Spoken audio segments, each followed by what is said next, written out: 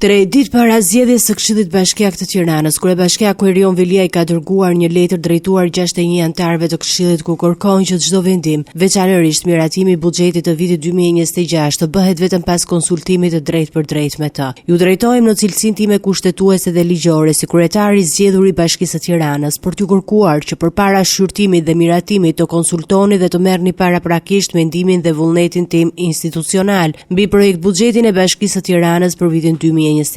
Veliaj argumenton se buxheti është akti më i rëndësishëm financiar dhe politik i një bashkie, pasi përmes tij realizohet mandati politik i kryetarit bashkisë dhënë drejt për drejt nga qytetarët e Tiranës. Çdo buxhet që miratohet pa konsultim real dhe substancial me kryetarin e zgjedhur nuk mund të konsiderohet shprehje vullnetit politik të qytetarëve, por vetëm një akt formal administrativ i zhveshur nga legitimiteti demokratik. Ai shton se zbatimi i buxhetit për vitin 2025 ka pasur një realizim shumë të ulët, duke treguar një paralizë institucionale që po i shkaktohet Bashkisë së Tiranës. Për Veliajin, ky është një tregues i qartë i paralizës institucionale që po i shkaktohet Bashkisë së Tiranës. Për këtë arsye, Veliaj kërkon që Këshilli Bashkiak të realizojë konsultim institucional me kryetarin e Bashkisë së Tiranës në mënyrë që buxheti të reflektojë prioritetet politike dhe programore për të cilët qytetarët kanë votuar. Kryebashkiaku kërkon gjithashtu që Këshilli Bashkiak të marrë seriozisht çdo konsultim institucional me të, duke theksuar se dëgjesat publike të zhvilluara pa pjesëmarrje ose konfirmimin e tij